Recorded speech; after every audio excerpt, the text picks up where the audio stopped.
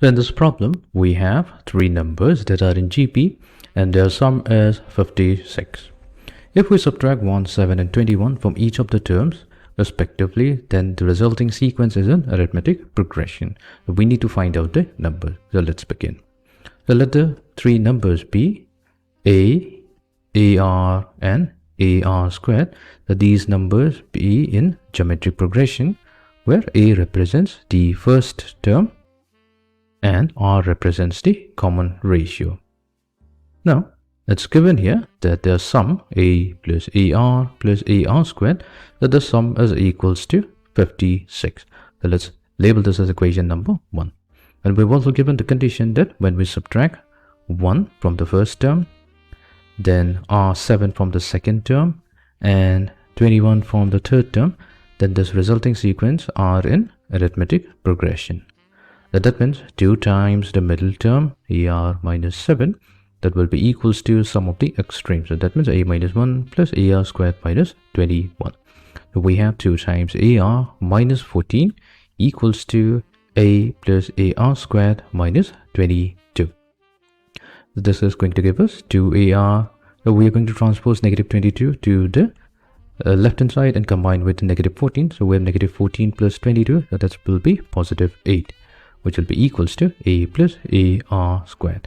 Now we're going to add AR to both sides. So we're going to get 3AR plus 8 equals to A plus AR. So this is the extra term that we are adding on both sides.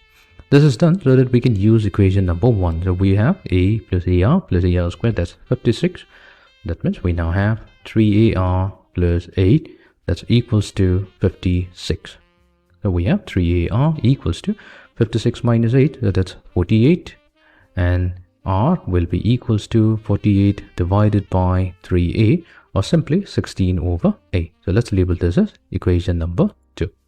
So using equation number 2, our equation number 1 then becomes that we have A plus AR. So A times 16 over A plus A times R squared. So R squared will be 16 squared, so that's 256 divided by A squared. So this is equals to 56. We have A plus 16 plus 256 divided by A equals to 56. Now the multiplying throughout by A, so we have A squared plus 16A plus 256 equals to 56A. Then we get A squared minus 40A plus 256 equals to 0. Now when we factorize this, we are going to get the factors A minus 32 times A minus 8, so that will be equals to 0. So that means our first term could be either 32 or it could be 8. Now that we have our value of our first term, we can also obtain the value of R. So let's begin. So when our first term A has a value of 32, then the R will be equals to 1 over 2. 16 over 32 means 1 over 2. And when our first term A has a value of 8, then our R value will be equals to 16 divided by 8, so that's going to be 2. Now we can find out the value of the three numbers. So our first term is A followed by AR, and then we have AR squared.